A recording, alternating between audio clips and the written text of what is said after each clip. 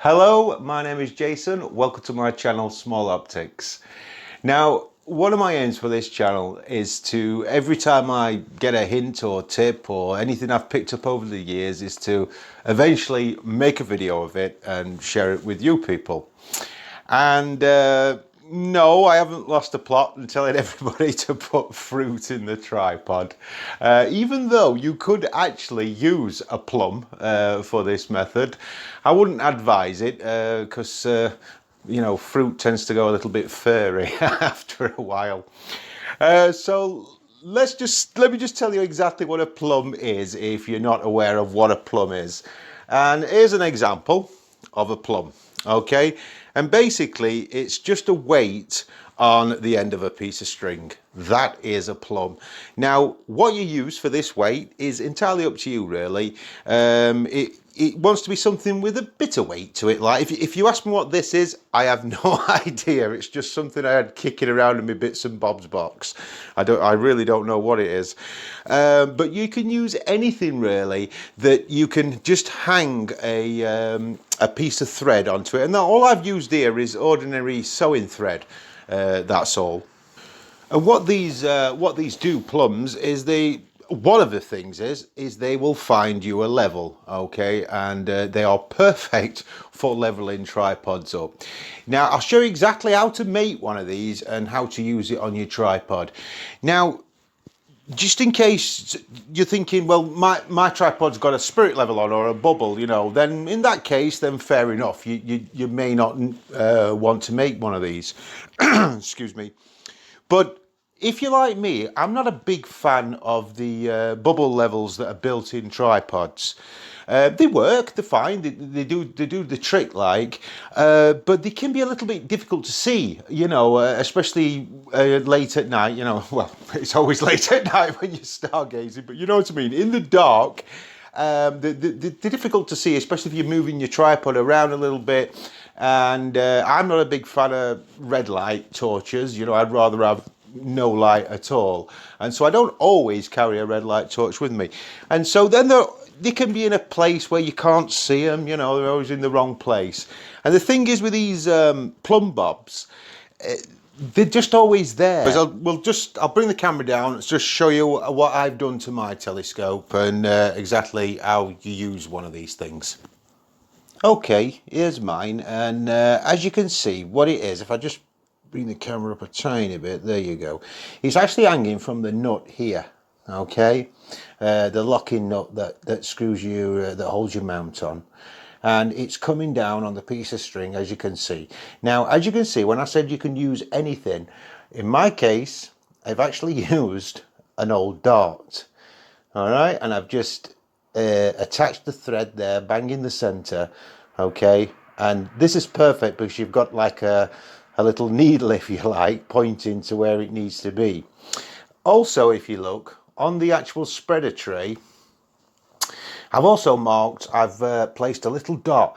Now you need to mark exact center of your spreader tray, okay? Just find the exact center and mark the exact center. Now I've just used I've got them somewhere, these things, paper reinforcement holes. Okay, that's all they are. It's the same thing I actually put on there to do a center spot. Okay, so you mark that bang in the center.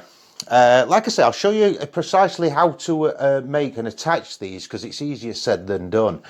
And as you can see, this is out of level at the minute because what we need to do is point the pointer of the plumb bob needs to be in this bang in the center of this circle here, okay.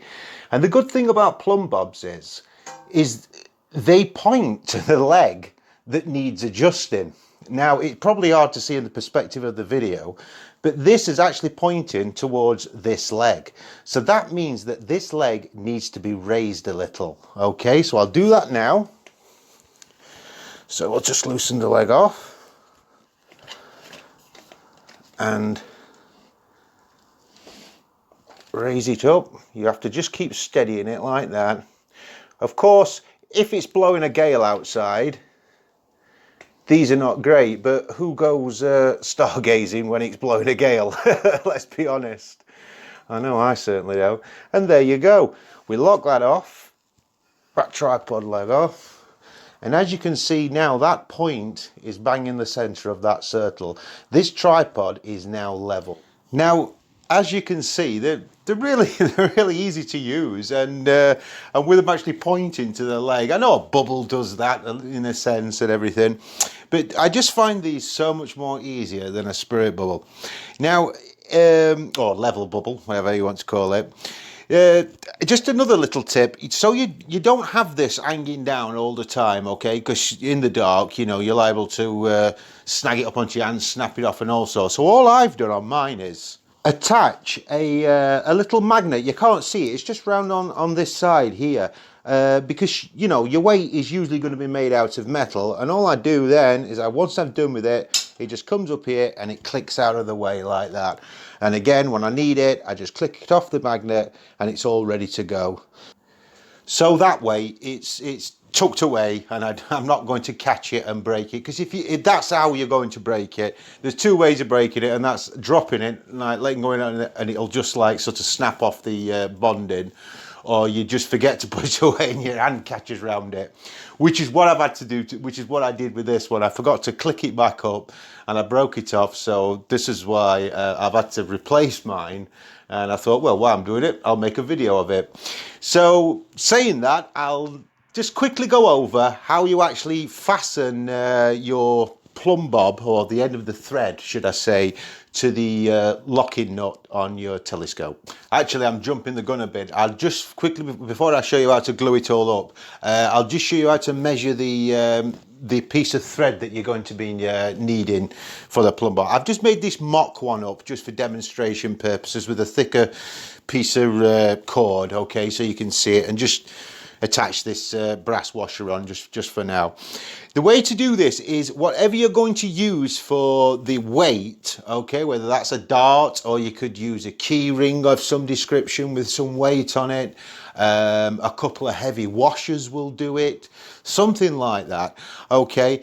So the first step is don't worry about the length of it yet, just attach your weight on first, okay. Then what you want to do is offer it up to the tripod. Okay, and what you want to do is you want this weight as close to your tray as you can get it, okay, without it actually touching the tray. So just hold it up to the nut itself with one hand and let it hang down, and let the weight go down to the length you want, okay. Now you can measure this if you want, but all I did was took a Sharpie or like a felt tip pen and just marked the string or the cord or whatever where the length of the string needs to be, okay. So that's the first step that you need to do. Okay, so now we've got our length of thread that we need for the tripod. Now comes the tricky part of actually attaching this end to the other end, okay. Now this is the way I do it. Like I say, it's just the way I've done it for years, and it seems to hold okay. And if you think of a better idea, then, you know, by all means, just use your idea. But like I say, this is the way I do it. First of all, I take the mount off, okay. I take the telescope off the tripod and totally remove this this locking nut at the bottom, the mount locking nut. Okay, it's a lot easier to work than having to kind of work upside down, if you get what I mean, with it in place. And the first thing you want to do is just scuff it up a little bit on where you're going to glue it, right near the center of the screw. It's just to give the glue a little bit of a bond, okay? You know, just take away the shiny surface a little bit. Like I say, it is going to mark the nut a little bit, but you know, it's right under there, nobody sees it. Okay, so once you've roughed up just like a little in the center, you then want to find the exact center of that nut and just mark a little dot, okay? Do that by whatever means you need to do. What I usually do is just draw around the nut on a piece of paper, okay? So it's a really basic way of doing it. Cut that piece of paper out, fold it into quarters, and place the template over the nut, and then just press a little pin in it, and it just marks a little mark on bang in the center of the nut, if you get what I mean, because it's important that you do get it as near as damn it precisely as the center as you can get it. Okay, let's go on to how you actually glue this on now, because if you just glue it on, you know, it's hard to get it into the middle and it's hard to get a bond. So this is what I do. Now, what you're going to need, I've got some oversized pieces here, is a little square of cardboard, not this big, okay? We're talking as big as probably half your little fingernail, okay? A really tiny little square of cardboard. I'll put some photographs up to explain it a little bit better, but I'll use this just so it's easier for demonstration, that's all, and you'll be able to see it. Okay, so I've tied myself in a knot here. I don't know, how's that? It's amazing, isn't it? Wires and strings, how they can just knot themselves up like that when you just never seem to do anything to them. Okay, so what you've got is, if you've got your little square of cardboard now, okay, you've got your string, and you've hopefully, if you remember, we've put a mark on where the length is, and I don't know if the camera's picking that. I've just put a piece of tape here as demonstration. Okay, now obviously you're going to be laying this flat on the table, but I'm going to hold it upright so you can see. Now you want to place your cord or string, thread, whatever, on bang in the center, if you like, of this square of cardboard. All right, it just makes it easier for you later if you keep everything central. And you want to put the mark right up to get one of these edges, okay, of your little square of cardboard like that. All right, and then just glue that on. Okay, you don't have to go balmy at this point. You don't have to put loads and loads of glue on. Just make sure that that's in place. Okay. Now with your other end of this loose end that hasn't got a weight attached to it, okay, what you do is you loop that piece back round, all right, like that, okay? And if you can't, don't worry about it, because it is a little bit fiddly when it's tiny little pieces of cardboard. Bring it back up again like that, okay? So you're getting a sort of an N shape, if you like, in the cardboard. All right, and again, apply some glue there. Like I say, just one loop over like that will do it, really. But if you can, just for extra security, do that, okay? And glue it into place like that. Then what you're going to do is just get another identical little piece of cardboard. All right, now if you use a pin with this, it's a lot easier, and just press the pin just a little bit into the cardboard. You can pick the other piece of cardboard up, and it's a lot easier than using your fingers and sticking your fingers together. Okay, and what you then want to do is glue that, or put plenty of glue now all around it, okay, and glue these two pieces of cardboard together. Okay, I've got another piece somewhere where we can demonstrate that a bit better. I'll show you in a minute. So now we've got it all secure, and you'll just finish up with this, and then what you can do then, once that's all glued together, you'll have this piece sticking out, okay? You can now trim this excess off, okay? You don't need that. That can be nicely neatly trimmed off. Okay, once you've glued it all up, you're going to be left with something like this, okay? Obviously a little bit smaller than this.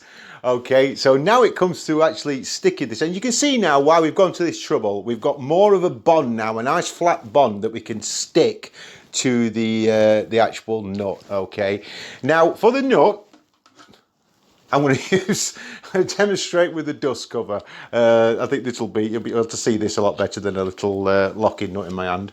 Okay, now imagine this is the locking nut. Okay, you don't want to be sticking this square bang to the center for obvious reasons, because as you can see, if we were to stick that square to the center of that, then obviously the line's not going to be coming from the center of the nut. And this is why we put our mark right up to the edge like that. Okay, so now all we have to do is make sure that we glue it off center, okay, to the nut itself. So that is coming bang out of the center of the nut. And you'll know you'll have got it right once you've glued it down, is when if you hang it that way around, upside down if you like, with the nut hanging down at the bottom, it will hang straight like that. It won't be tilting either way.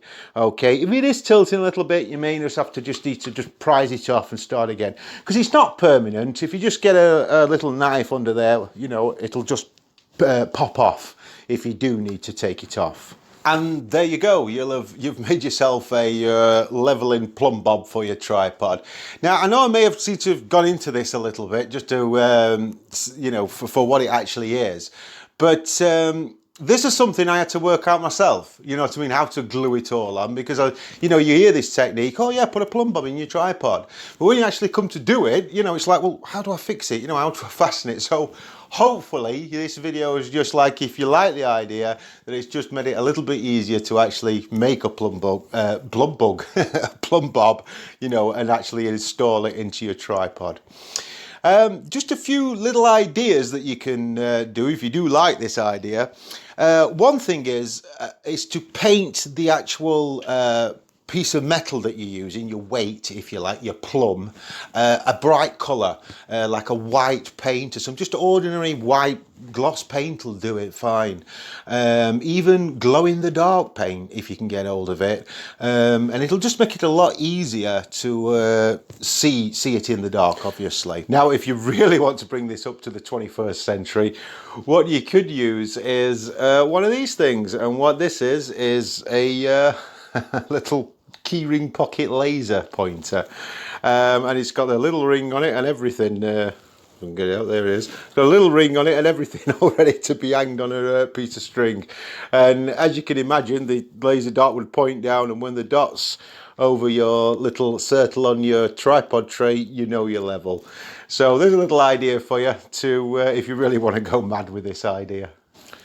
Well, give this one a go if you haven't got a level on your tripod, because it is important that you do have your tripod level, even on a ordinary Altaz mount, because even though it is important on an equatorial mount, of course, but on an Altaz mount, you know, if just for that extra sense of security, because if you've got a tripod that's not level, it's dark. Tripods get kicked quite often and they tend to fall over.